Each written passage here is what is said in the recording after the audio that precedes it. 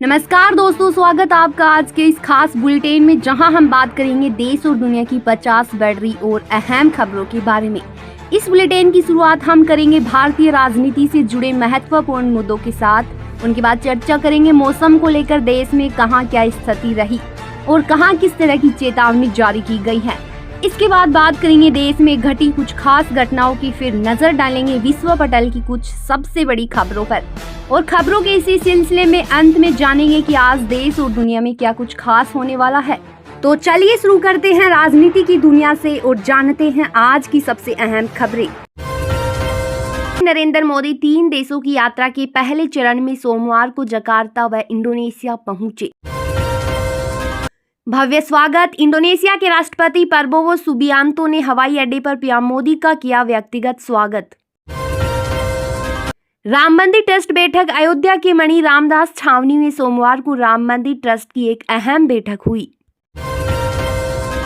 चंपत राय का इस्तीफा। कथित दान घोटाला विवाद के बीच जनरल सेक्रेटरी चंपत राय का इस्तीफा स्वीकार किया गया। अनिल मिश्रा का इस्तीफा। ट्रस्ट ने चंपत राय के साथ साथ एक अन्य ट्रस्टी अनिल मिश्रा का इस्तीफा भी मंजूर किया। नए कार्यकारी सचिव नियुक्त। मंदिर ट्रस्ट के दैनिक कार्यों के लिए कृष्णा मोहन को नया कार्यकारी महासचिव बनाया गया। विपक्ष का प्रहार। कांग्रेस नेता जयराम रमेश ने राम मंदिर दान विवाद को लेकर केंद्र सरकार पर तीखा राजनीतिक हमला बोला। असम का फैसला। असम विधानसभा सचिवालय ने आधिकारिक कामकाज में हिंदी भाषा के प्रयोग को दी मंजूरी। डीके शिव कुमार का दौरा। कर्नाटक के deputy CM DK Shivakumar 6 और 7 जुलाई को बीदर और कलबुर्गी के आधिकारिक दौरे पर रहे। सुप्रीम कोर्ट की सुनवाई। सुप्रीम कोर्ट करूर भगदड़ मामले में दरमुख याचिका पर मंगलवार की सुनवाई के लिए तैयार हुआ। बहिष्कार पर रोक। अयोध्या पर एसोसिएशन द्वारा आरोपियों का केस न लड़ने के फैसले को सुप्रीम कोर्ट की गाइडलाइंस के तहत असंवैधानिक माना गया। टीएमसी का आंतरिक विवाद। ममता बनर्जी के नेतृत्व वाली टीएमसी ने चुनाव आयोग के सामने बागी गुट के दावे को पूरी तरह किया खारिज। स्थानीय निकाय चुनाव मांग। पिछड़े वर्गों के लिए स्थानीय निकाय चुनाव में अधिक सीटें आरक्षित करने की मांग हुई तेज।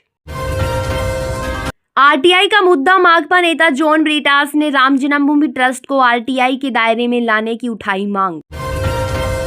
विदेशी दौरा शुरू। विदेश मंत्री एस जयशंकर ने सुरक्षा और द्विपक्षीय सहयोग के लिए 4 पश्चिमी देशों का कूटनीतिक दौरा किया शुरू।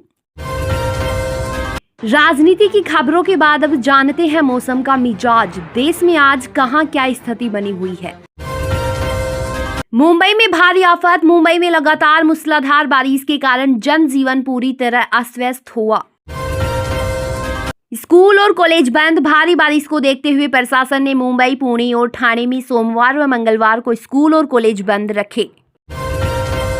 मौसम विभाग का अलर्ट। भारत मौसम विज्ञान विभाग ने मुंबई, ठाणे और रायगढ़ के लिए रेड व ऑरेंज अलर्ट किया जारी।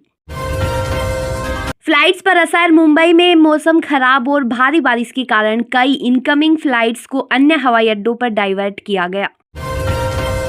हाई अलर्ट जारी। महाराष्ट्र के उप मुख्यमंत्री देवेंद्र फडणवीस ने राज्य की पूरी प्रशासनिक मशीनरी को 8 जुलाई तक हाई अलर्ट पर रखने का दिया निर्देश। इसके बाद नजर डालते हैं देश में हाल ही में घटी कुछ अहम घटनाओं पर।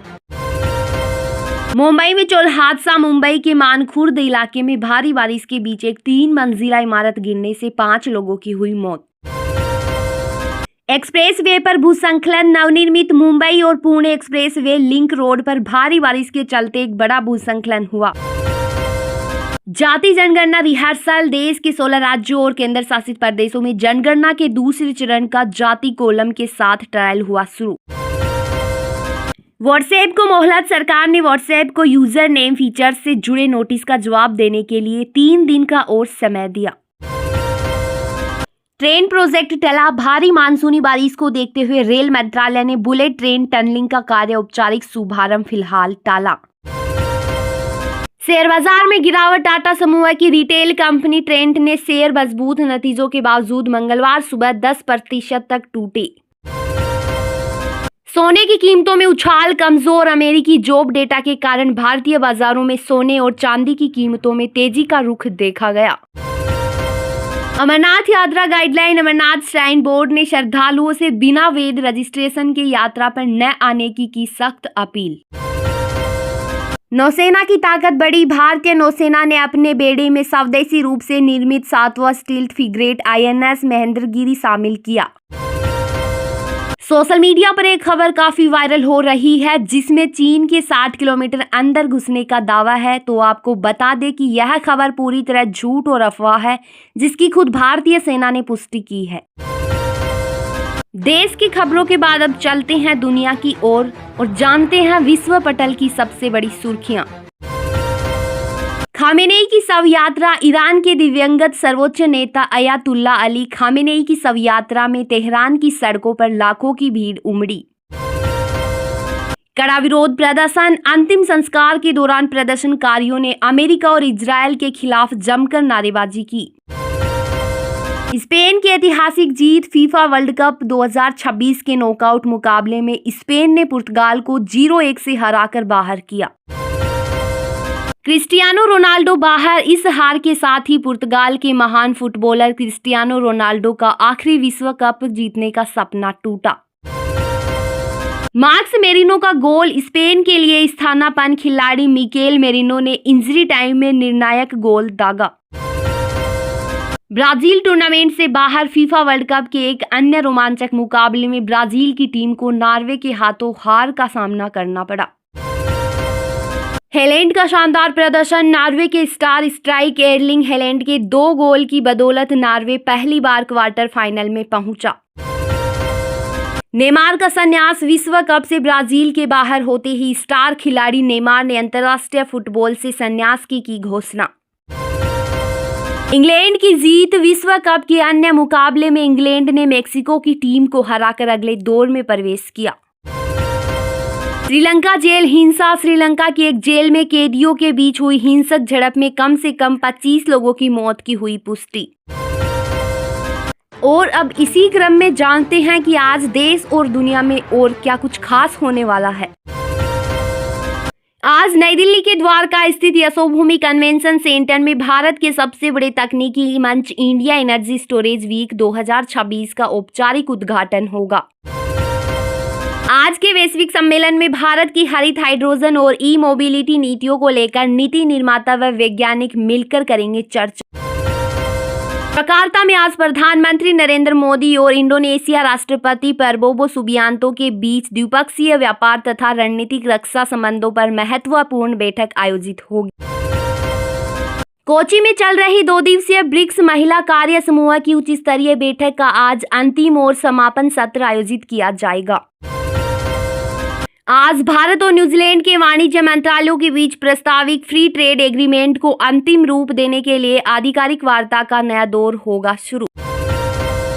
तटीय कर्नाटक और केरल के विभिन्न हिस्सों के लिए मौसम विभाग द्वारा जारी किया गया मूसलाधार बारिश का रेड अलर्ट प्रभावी रहेगा।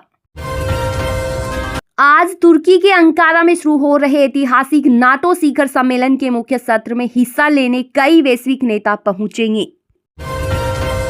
आज फीफा वर्ल्ड कप 2026 की आयोजन समिति द्वारा आधिकारिक तौर पर क्वार्टर फाइनल मैचों की समय सारणी और अभ्यास वेन्यू की घोषणा की जाएगी। वैश्विक मौसम विज्ञान संगठन आज प्रशांत महासागर क्षेत्र में अल नीनो के प्रभाव को लेकर अपनी नई त्रैमासिक वैज्ञानिक रिपोर्ट करेगा जारी।